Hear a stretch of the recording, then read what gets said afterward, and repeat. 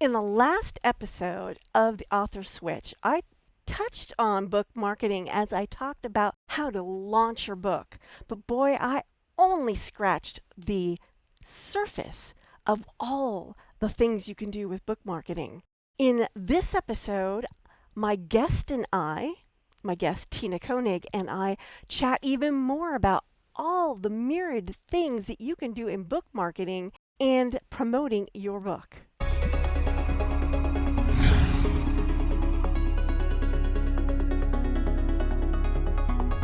The Author Switch.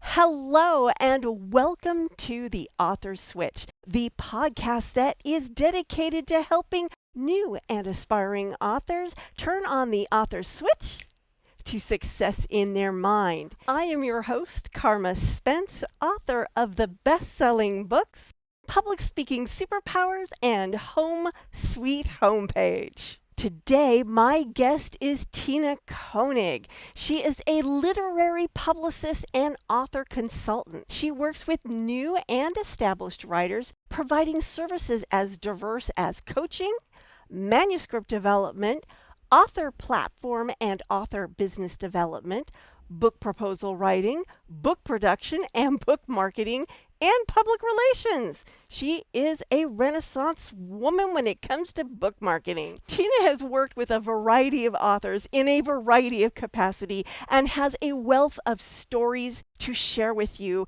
and she shares a variety of them in this episode. I recorded this particular episode late in 2020, so you will notice a wardrobe shift. So, welcome to the podcast, Tina. Thank you so much. I'm grateful to be here and glad that you could squeeze me in. Here we are at the end of the year of a thrilling 2020. I know you'll be broadcasting it later, but it's great to be with you, and hi to all the listeners. Yeah, exactly. So, you have a fair amount of experience working with authors and helping them get books into people's hands. So, I thought we could just sort of talk about the different topics along those lines. So, the first step, it used to be that in order to get published, you had to go through a gatekeeper, period. End of sentence. If the gatekeeper didn't give you a blessing, and that would be either an agent or an editor, then you didn't get published. But things have changed because of pub publishing. There's traditional publishing, there's self-publishing, there's different kinds of self-publishing, and there's a hybrid where people help you. And I just wanted to kind of get, what are your thoughts about the myriad ways that someone can actually get a book published today? So I look at it. I kind of put it into three categories, and when I'm working with someone who's just starting out or they have a manuscript, we have a conversation about how they want to approach it. So number one for me, or in the first category, would be traditional publishing, getting an agent. So we'll talk about a timeline if the author is anxious to get their book published, or if they can wait a little while, because I still do believe that getting an agent and going through a traditional publisher sort of relieves the writer of some of the responsibilities of figuring out how to manage the production of their book. So that's kind of the first the first step for me, is we make that attempt, which would be either, writing the query letter, sending it to the agent, writing a book proposal if it's a nonfiction book. So that's where I start.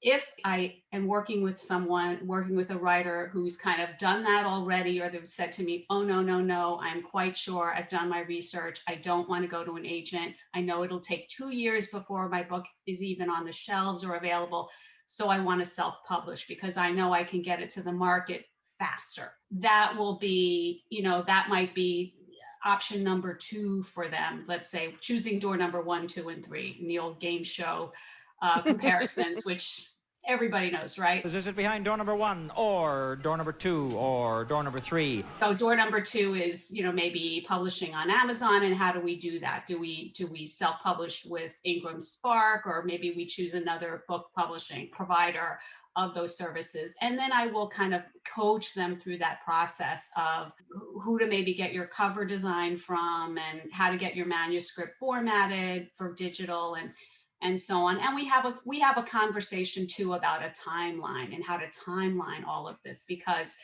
it doesn't just take 30 days or 60 days to get your book published if you feel like you want to do any kind of marketing. So we Right. do have that conversation, and I can talk more about that later. So option number 3 might be something like working with a hybrid publisher where, they have experience designing books for authors, designing the covers, designing the interiors. They have a distribution network set up. So it's not a total DIY, but there's more of there can be more of an expense associated with that. Mm. And they can also walk you through some of the marketing pieces of it, or they offer marketing packages that are pre-priced. So those 3 options, the traditional, going to the agent, self-publishing, completely DIY, and then some hybrid form of a hybrid publisher. I think there are a handful of them out there. Right. That I'm working with a client right now. Let me just check. Morgan James Publishing. So she chose to go that route. I work with clients that have done all 3, and Hmm. so it that's kind of the first conversation I'll have with them, and then we go from there. So that's how I view it, as you've got 3 doors to choose from when you get Right. out there in the market. Now, when you were describing the hybrid model, Hmm. it reminded me a lot of Vanity Press. And pre-pod, Vanity Press was one of those things where it didn't have a great reputation in the biz, because they charged you a lot and you didn't get much ROI, return on investment. Right. Has the Vanity Press changed to where it's actually a decent option these days, or has it just disappeared altogether and become hybrid? Well, I don't even really like the term anymore. I want to try to separate. Let's just break it down into 2 categories. There's a category of a traditional publisher where, if you're going to, let's say, try to get your book reviewed, those books have just a better chance of getting reviewed in a New York Times or an LA Times, or some kind of a website that has a lot of authority. Mhm. Anything that is published any other way, you're not going to have as many options. So it's kind of like so whether you self-publish or you work with a quote vanity press or a hybrid publisher, you know to me, I feel like you're going to be at a little bit of a disadvantage, and I hate to put that out there, because, and I'll tell you why. Because I worked with a client this year who she was in a human resources capacity, working specifically with clients who had issues related to the Me Too movement. Now, this is just to put it into some kind of a time frame for the listeners.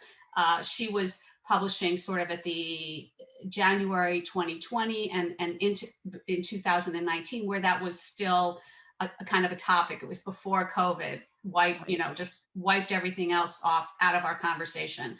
Right. So she self-published, and she refused to do any kind of think about traditional publishing. She wanted all her profits through Amazon.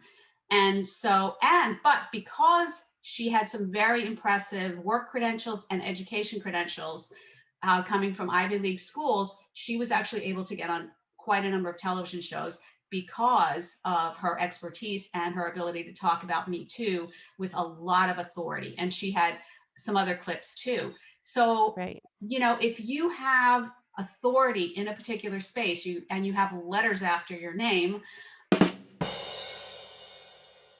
it really can make a difference, and kind of help you get above that hurdle, or even you'll clear it without a problem. So in some cases it's very individual.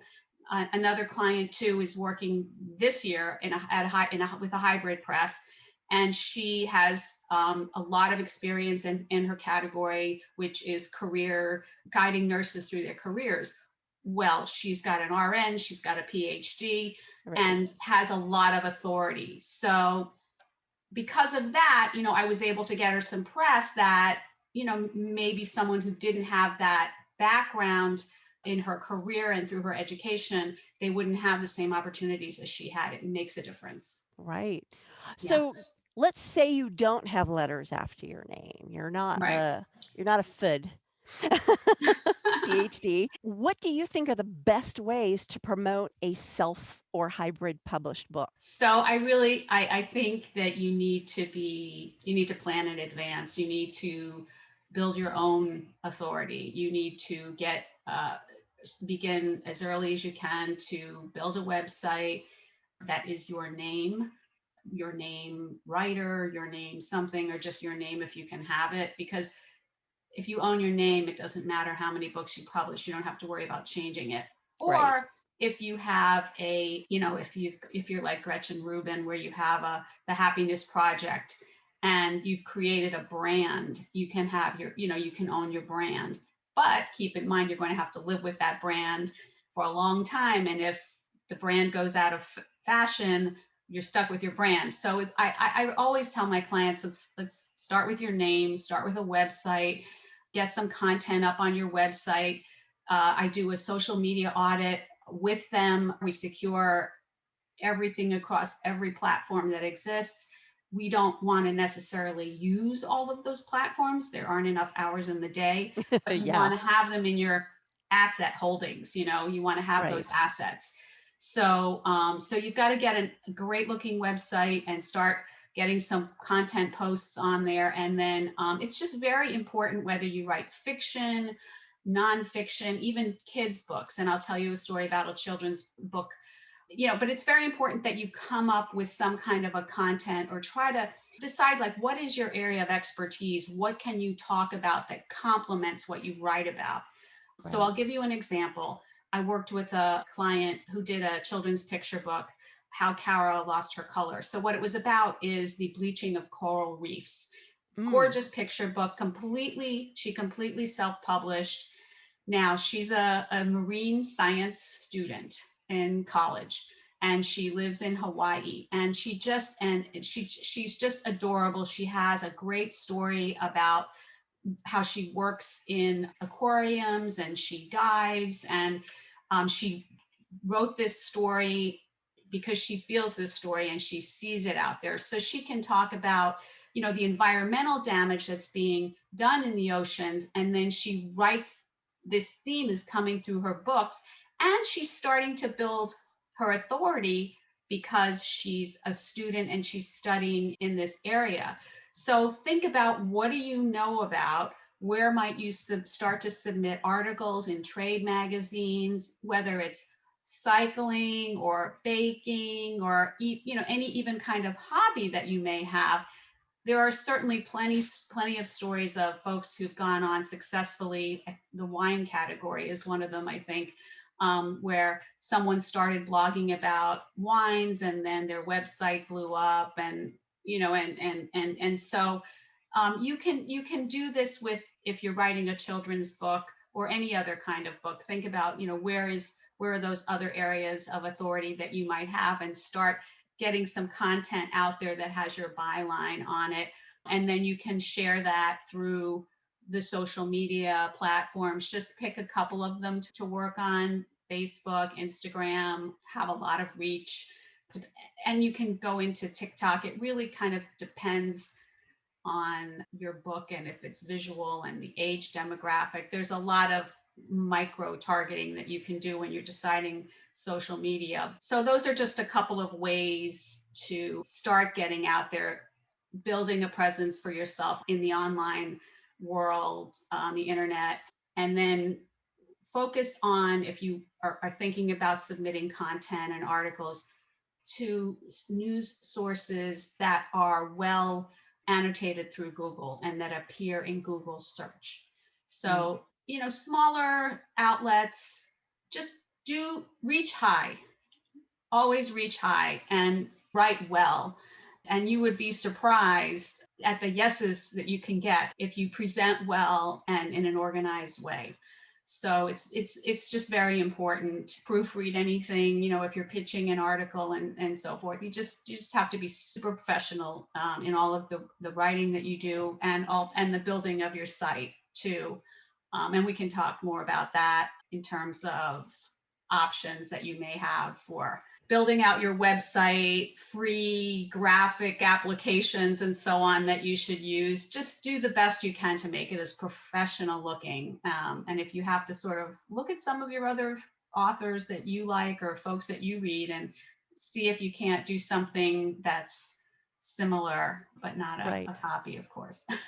I know Canva has a lot of Yeah. templates and they're free. And I mean, I don't like using Canva because I got used to using Photoshop, but I'll Mhm. go to Canva and look at their templates and then mimic them in Photoshop because I really like the templates.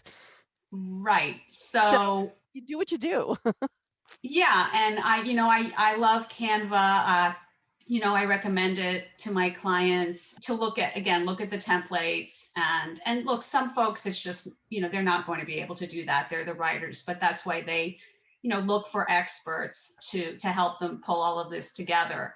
But templates are a great place to start and look for color palettes. That I think Coolers is a website that has great color palettes, so you can sort of identify what your color palette might be that goes along with your personality or a brand that you'd like to create for yourself when you're building your website. So that is another conversation that I would have with clients if they're particularly if they're in the nonfiction sector, vertical. So category, whatever. How do what do you want your brand to look like? All of that really is important. You don't want to just sort of hack it together. Um, Exactly. yeah, Now, a it lot of what you've been requires talking thought. about sounds like an author platform. And a Yes. lot of people hear this term author platform and they're like, what is that? And I mean, I have my definitions for it. I'm just curious, how do you describe an author platform to your clients? Attention, authors, speakers, and coaches. Does your website attract nothing but crickets and tire kickers? Then you might be committing one of the 5 deadly mistakes of homepage design. Home Sweet Homepage, How to Fix the 5 Deadly Mistakes that Authors, Speakers, and Coaches Make with their website's homepage will help you clear the crickets, repel the tire kickers, and start attracting the right kind of traffic that will convert to readers, clients, and speaking opportunities. Available wherever books are sold in paperback and ebook formats. bookmarketingclub.com/homepage book.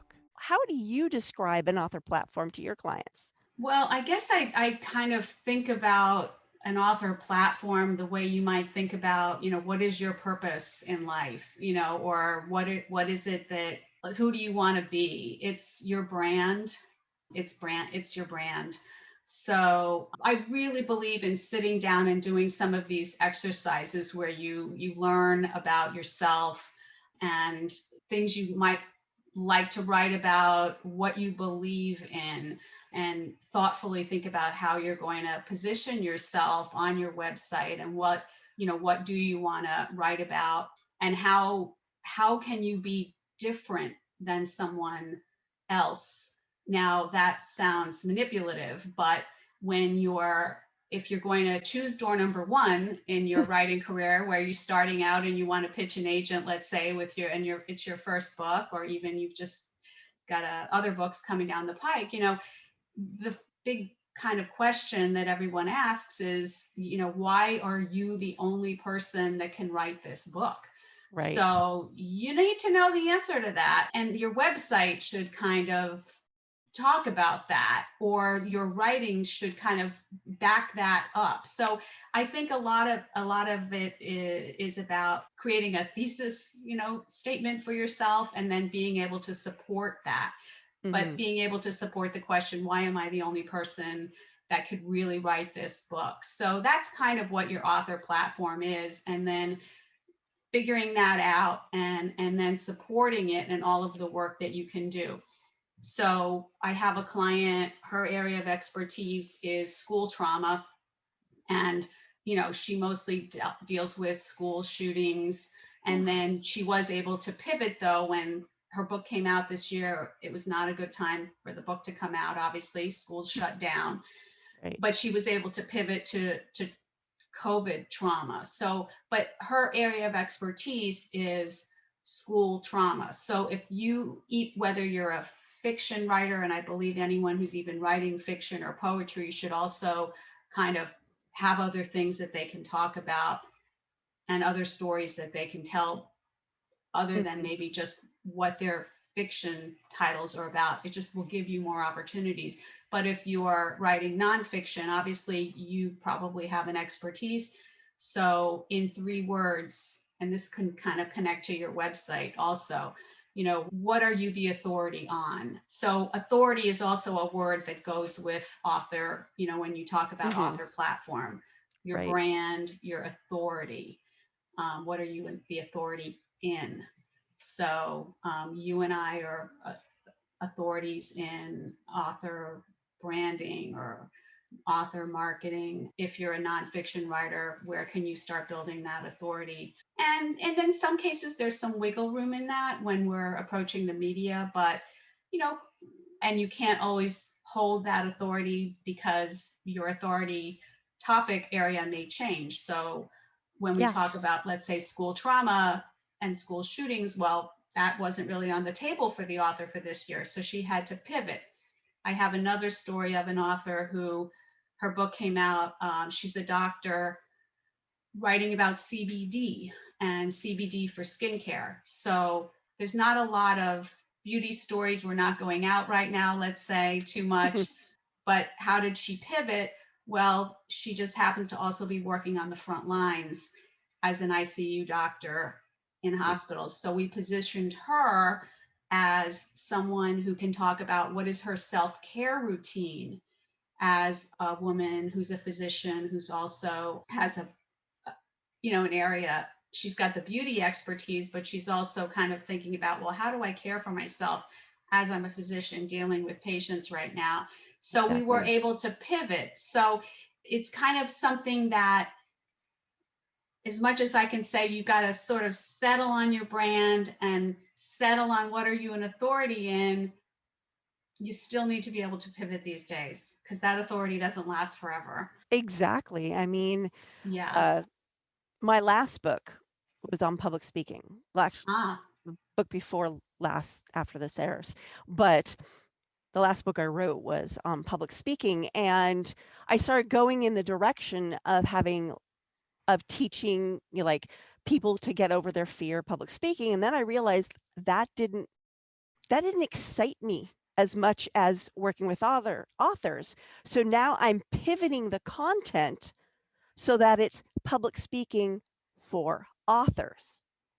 great. So sometimes it's not a radical pivot, it's just changing the direction of your authority.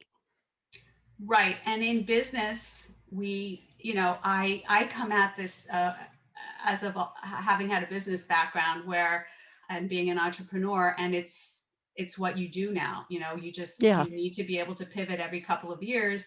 So having a mindset of this is going to kind of be my area of expertise, yeah, maybe for five years. And Yeah. so we really need to be, and I think that this year 2020 taught me a lot, because I was working with a lot of authors where we had to make some shifts. So Mhm. but it teaches us about the value of that. So I think it's important for all of the listeners. to understand, to be open to that, if you're writing in nonfiction, and certainly with fiction, if you're a series writer or something, you don't have that option necessarily, but so that may be not as relevant. But you can still also look at different things that you can write about, or subject area expertise that you might be able to write about, to sort of augment what you do, and also to have stories. Because when you're talking about author speaking, one of the questions also is one of kind of my screening questions when I agree to take on clients, is how comfortable are they with public speaking and doing public Yeah. appearances? Because if A lot of them are not comfortable at all. and I'll tell you, it is a deal breaker. So for all of the authors out there, take it from me. You will not get bookings, because if someone's looking to book, they're going to look for YouTube videos of you. They're going to try to see if you've done presentations, how did you present, and they're going to be asking organizations who've hosted you, what was the audience reaction to that presentation. So it's worth taking some training, and also living your life so that you have stories to tell beyond and you can certainly talk about the characters, and my goodness, you'll have some fans and all they want to talk about are your characters. But also it's kind of fun if you can be an entertainer. It is required now. Yeah, definitely. It's like we all need to take a lesson from 3M, because they started off as a mining company and now they sell sticky notes. Wow. I did not know that. Yeah, 3M stood for like mining M something and M something. They were a mining company. And then one of their chemists created the glue for sticky notes, and that just took off. And so they pivoted. I mean, and talk about a pivot. Pivot is my word of 2020, I think. Yeah, and I have a feeling it's going to continue into 2021 as well. So I think pivot is something we're all going to have to do for the rest of our lives. Like, the world keeps changing so quickly that you have to be able to pivot. Yes. Yeah. And we have, in the book world, we have international markets too. So because particularly now, with the fact that we've all really learned how to Zoom and do video ourselves a little bit better, I see book deals from experts that are in Australia and all over the world. So if it's, for example, English language, there are just many, many more opportunities worldwide, of worldwide acquisition, let's say. Exactly. Yeah. So there's going to be more competition from other writers internationally when you're looking to sell a manuscript. Exactly. So one of the things I think both of us do for authors is not only help them build their platform and market their books, but also help them pivot. So when I started out with books, I didn't hire a person until I got to that public speaking superpowers. Then I actually hired someone, and I spent a good deal of money on it. And the book hasn't sold enough to cover that, but I think it was money well spent, because I learned so much on how to do my next book better. So what are your thoughts? I mean, obviously, I know you're going to be pro because you do this thing, but what kind of advice would you give someone in thinking about, they want to hire somebody to help them? What kind of people should they be looking for? What kind of help should they be looking for? The listeners should know, I'm very upfront with my clients. When we have a chat, we talk about what are your strengths and what are your weaknesses, and what are my strengths and what are my weaknesses. And let's decide what you really need me to do and what you can do yourself. So I think that it's helpful if someone an author has an honest understanding of what they can do, what they want to do, and what they have time to do. So the three doors again, right? Door number 1, or door number 2, or door number 3. Right. So for example, if you need to approach the media, a lot of authors probably don't have the first clue about how to write a press release and or how to pitch someone in the media, crafting an angle for their pitch. If they're not watching the news every day, living, the news cycles, ups and downs, they will have no idea of where the opportunities are for them. So, that those kinds of publicity opportunities, this is probably more for the nonfiction writers, Hmm. So that would be number one. Number two, if they're sort of shy about getting themselves bookings, you've got to call an organization, pitch yourself about, what you can do for them or the type of presentation you might be able to lead. And that initial introduction, if you're not doing it day in and day out, might be hard. So authors have hired me pre-COVID. This is Hmm. all pre-COVID. I would book entire tours for them because frankly, some of them have full-time jobs.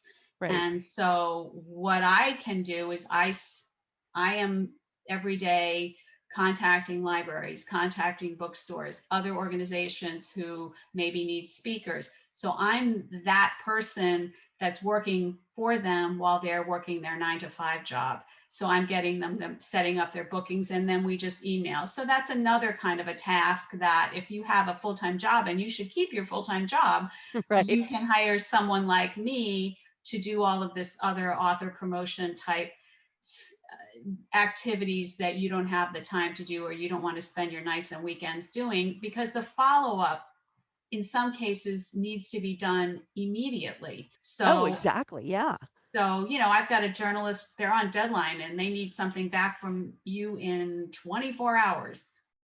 So I need to kind of text you and say, okay, I've got this lead for you right now. Here's what they need. Are you able to do this? Text me back. And so that's one of the conversations, again, that I have with my clients is, okay, so this happens, and you need to know Hmm. that I'm going to need you to respond to me in certain cases within an hour. And so Right. while you're working with me, this is how our relationship is going to work.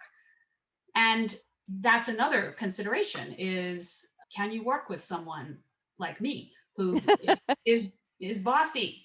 you know, and Exactly. are you okay being handled, and are you okay being managed and giving up a little bit? So I can't remember what door number 3 would be, but those are two examples of why you might hire someone, in addition to, if you hire someone to do some graphics for you, setting up your social media, if you're bad at all of that, Yeah. it's worth hiring someone to present your visuals beautifully and in a professional way, just like a book cover. You know, hire as much as you pay, as much as you can afford, and I would say that would hold true for any service, and do it based on what are your weaknesses. And Exactly. And even if you're good at something, if you don't have time to do it well, hire that out too.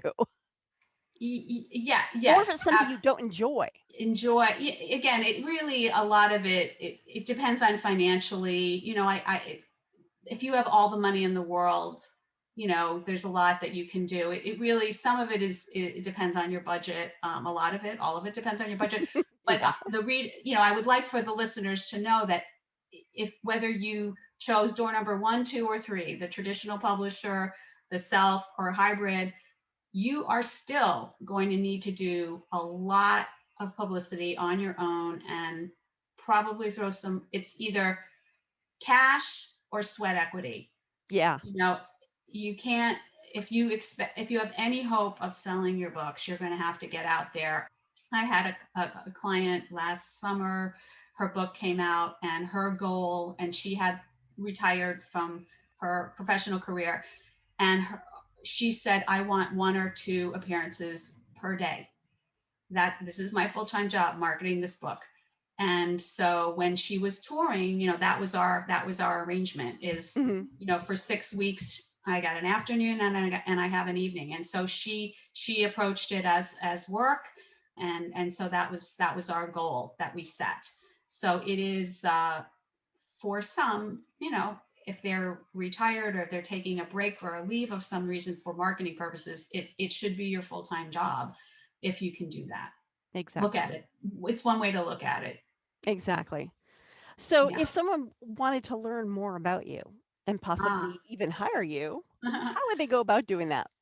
Go to my website, which is my name, tinakoenig.com, TinaKoenig.com, and you can send me an email through there. And I have one of the things that I love to do most is I do like a 90-minute consultation call.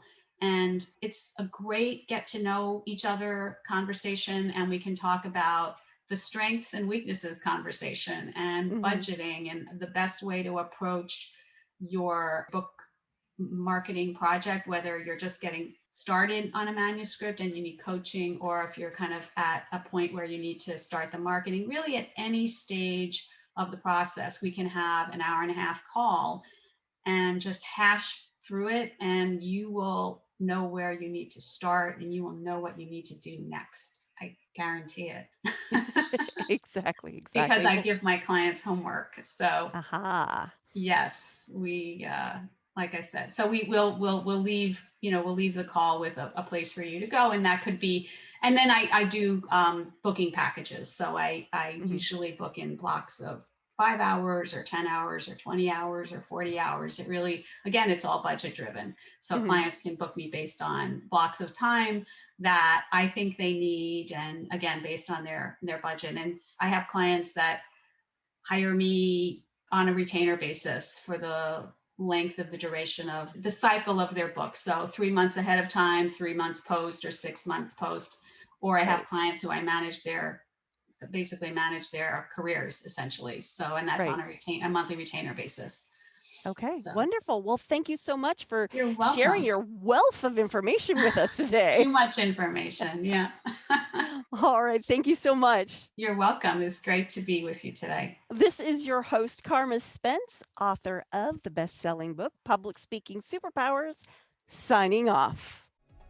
The Author Switch at authorswitch.com.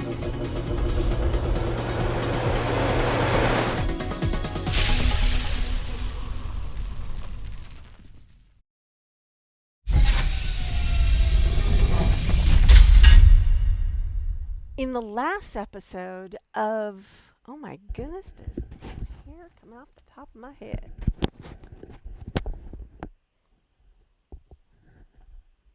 That's better. Today I have as my guest, and I forgot to get her bio up, so I can't read it to you. Oy, oy, oy, oy, oy. I know, it's a great intro, wasn't it? I'm gonna have some fun bloopers here. And I did it wrong again.